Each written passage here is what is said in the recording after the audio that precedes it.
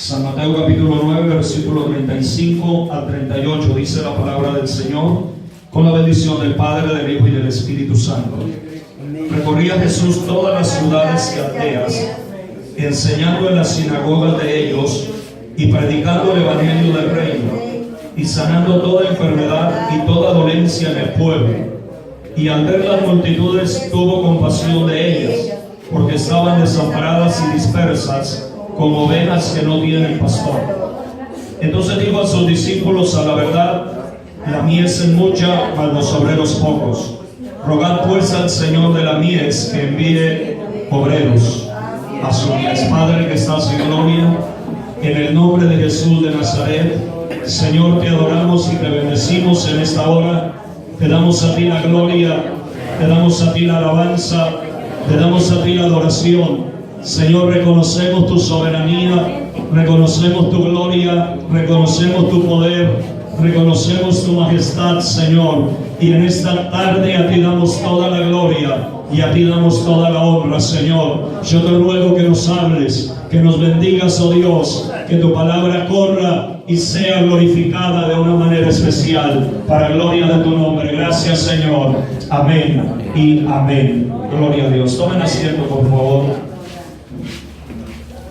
Maravilloso el nombre de Cristo.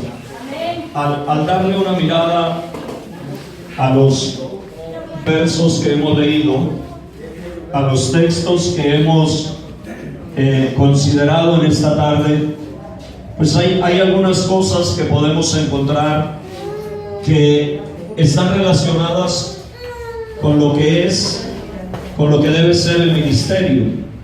Y cuando ustedes se adentran en esos versículos de la palabra, pues uno encuentra, y no enumerándolos de la misma forma como están allí, sino mirándolos en orden de importancia.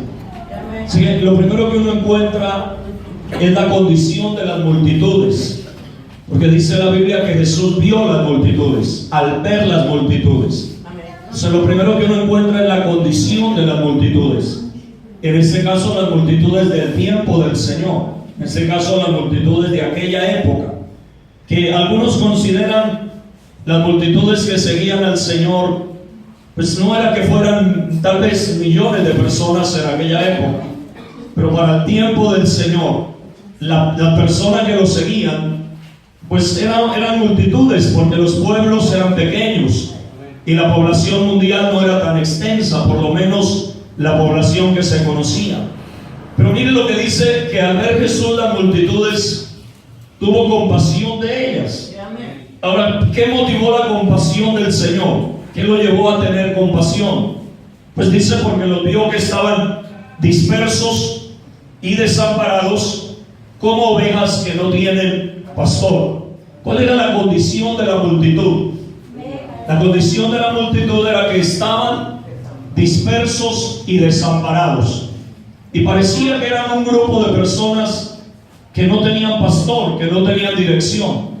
Así que uno puede pensar que la labor del pastor, la labor del hombre de Dios, es proveer a la iglesia, pero también es juntar al pueblo de Dios.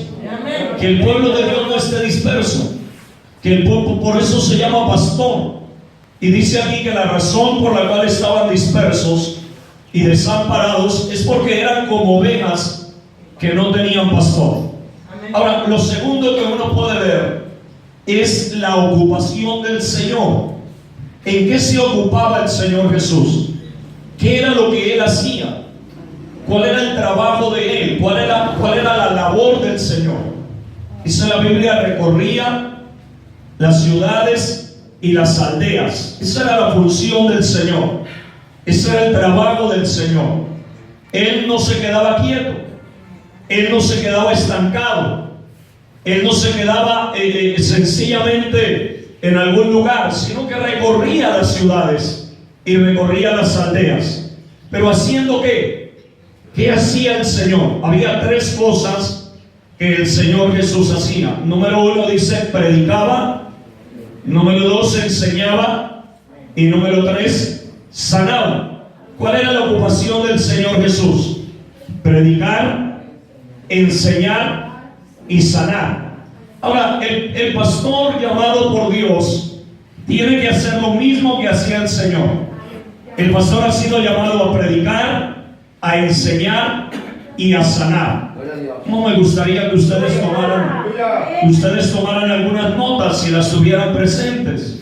Porque la función del pastor no es sencillamente esperar que la gente venga. De hecho, nunca la Biblia dice que le pidamos al Señor que traiga las vidas a los templos. Lo que la Biblia dice es que vayamos a ellos, que vayamos donde está la necesidad.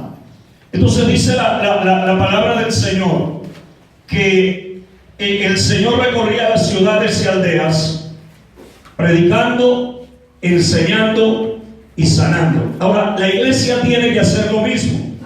La iglesia tiene que predicar, enseñar y sanar. Y los predicadores tienen que hacer lo mismo también.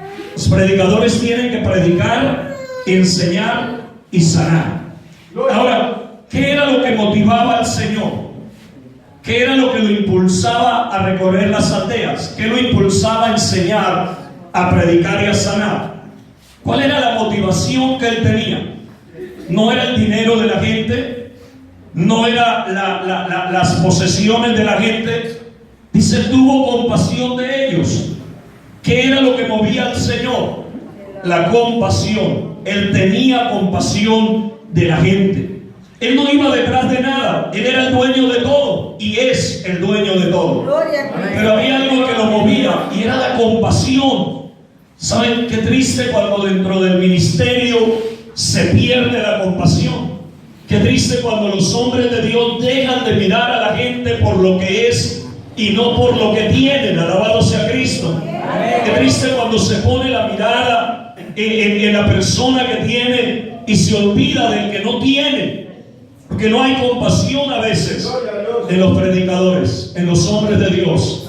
O sea, si hay algo que tiene que haber en ustedes, si quieren ganar a México, es que su corazón tiene que rebosar de compasión, tiene que sentirse en sus corazones el dolor de aquellos que no conocen a Dios. Mire, cuando Dios llamó a Moisés, en el llamamiento de Moisés, pues uno puede encontrar casi que lo mismo. Porque Dios no llamó a Moisés porque era Moisés.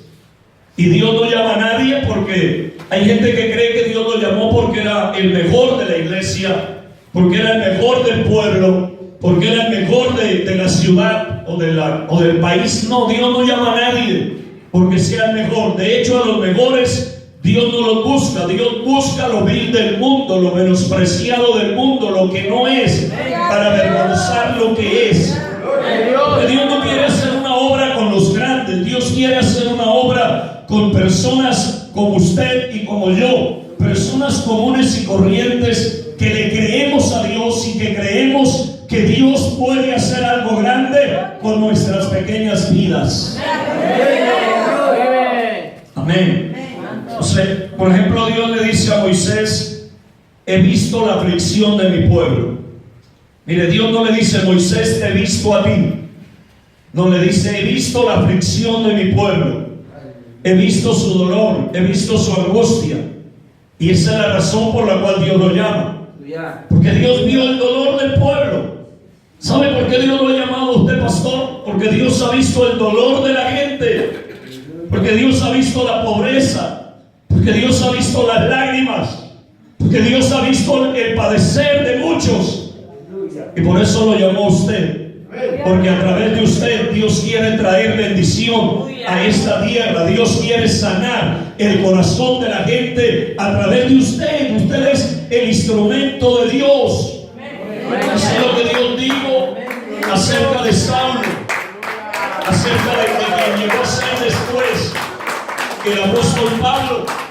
El Señor le dijo a un hombre llamado Ananías. ¿Y quién era Ananías? Ese Ananías que oró por Saulo.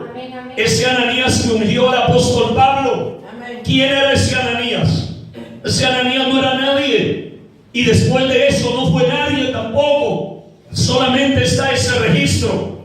Pero Ananías no quiere. Ananías Dice al Señor, hemos oído de Él, de cómo persigue a la iglesia, de cómo ha metido a algunos en la cárcel. Y el Señor le dice, ve, porque instrumento escogido me es este.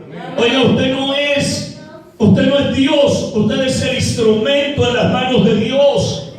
Usted solamente es alguien que si Dios no utiliza, usted y yo no somos nada. Bendito sea Dios. Es como este micrófono. Ese micrófono de nada sirve si no lo usan. De nada sirve si no se pone en acción. Lo grande no es el micrófono, lo grande puede ser quien use el micrófono. Lo grande no es usted, mi hermano. Lo grande es quien lo use a usted. Y por eso queremos y por eso quiero compartir con ustedes en esta tarde algunas verdades con relación a la predicación de la palabra, con relación a la predicación del evangelio. En alguna ocasión yo le dije a un grupo de pastores que la iglesia vive o muere desde el púlpito. Oiga bien eso, la iglesia vive o muere desde el púlpito.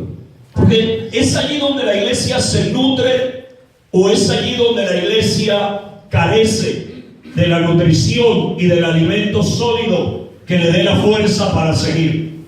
De tal manera que uno puede notar que la predicación es el medio escogido por Dios para dar a conocer su revelación. La predicación es el medio escogido por Dios para dar a conocer su revelación, en este caso contenida en la Biblia, en la palabra del Señor.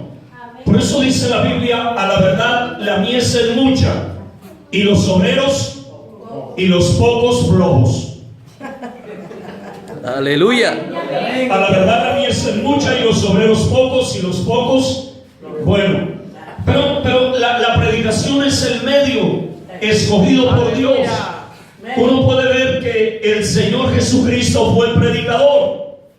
También fue predicador el apóstol Pablo. Y la Biblia dice de los demás discípulos que eran predicadores también, que iban por todas partes predicando. La iglesia no necesita conferencistas, la iglesia necesita predicadores. La iglesia no necesita gente que ande por ahí contando historias y relatando cuentos. La iglesia necesita predicadores de la palabra de Dios en el día de hoy. Y donde haya predicadores de la palabra, habrá una iglesia nutrida por esa palabra de Dios. Aleluya, gloria a Dios. Entonces la iglesia vive o la iglesia muere desde el púlpito.